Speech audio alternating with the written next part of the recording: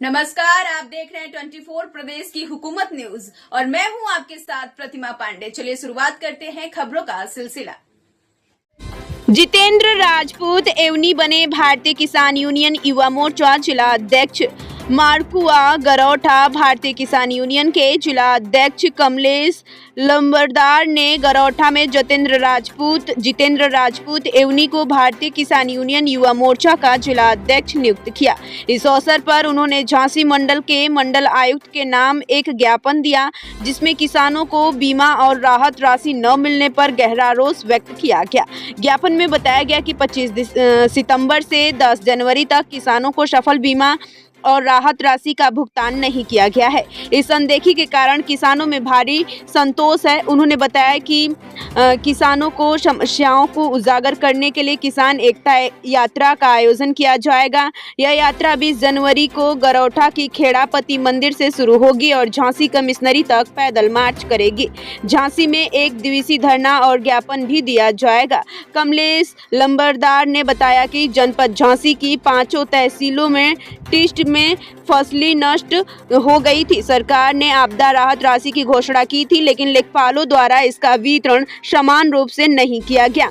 यात्रा का समापन 25 से 26 जनवरी को ओरछा के रामराज सरकार मंदिर में होगा। इस अवसर पर कमलेश लंबरदार, परमेश्वरी दयाल सोनकिया, पंकज राजपूत, जितेंद्र राजपूत, सुरेंद्र सिंह, प्रमोद दुबे, प्रशांत दीक्षित, लोकनाथ राजपूत, सौरभ राजपूत, शंकर दयाल तिवारी, भान प्रताप। आज हमें युवा मोर्चा भारतीय किसान यूनियन का जिला अध्यक्ष निर्वाचित किया गया है। पहले तो आप हमें ये बताएं, युवा किसान मोर्चा जी, तो किसानों के प्रति कितनी समस्याएं हैं, कितनी परेशानियां हैं, जैसे कि राजस्व विभाग जी, बैंक जी, मंडी समिति जी, थाना, तहसील, कचहरी, कितनी समस्याओं से किसान जूझ रहा है।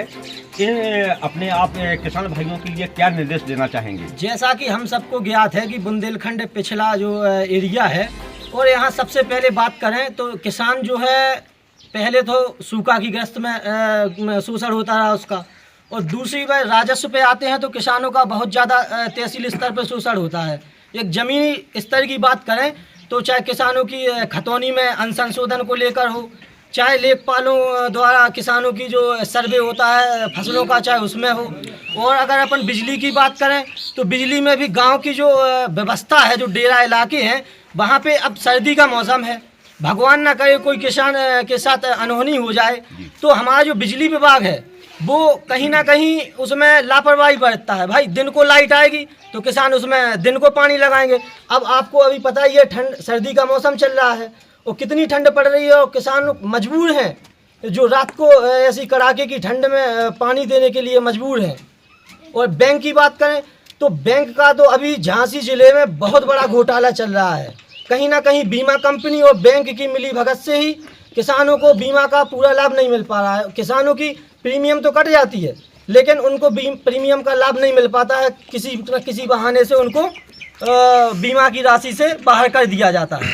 तो ऐसा कर दिया जाता है बैंक द्वारा। और हम तो ये भी देखा है और सुना भी है कि बैंक में बिना किसी दलालों के कोई कार्य नहीं होता। किसान दर की ठोकरें खा रहे हैं बैंक के बाहर, और दलालों से मिलके ही उनका सारा काम जो है हो जाता है। तो आप जो जिलाध्यक्ष जी बने हुए हैं, तो आप ऐसे किसानों के लिए क्या करेंगे, बैंक के लिए क्या वो है आपका? हम युवा किसान होने के नाते पहले तो सबसे पहले अपना उद्देश्य तो यही रहेगा कि हम तो शिक्षा अपनी आगे नहीं कर पाए। अपना पहला उद्देश्य रहेगा कि हर किसान के बच्चे को शिक्षित होना चाहिए, क्योंकि शिक्षित होगा तभी वो उसमें जान पाएगा कि कहाँ घोटाला हो रहा है, और तभी वो दलाल हैं वो हम उनको बाहर कर पाएंगे। और शिक्षित होने के साथ साथ हम लोगों को किसानों का सबसे बड़ा, भारत देश में 60% किसान है, कृषि प्रधान देश कहा जाता है, लेकिन किसान संगठित नहीं है। जिस दिन किसान संगठित हो जाएंगे उस दिन कहीं पे कोई किसी भी विभाग में किसी भी प्रकार का घोटाला नहीं बचेगा। और मैं युवा होने के नाते सभी युवाओं से आग्रह करूंगा कि अगर पढ़ाई लिखाई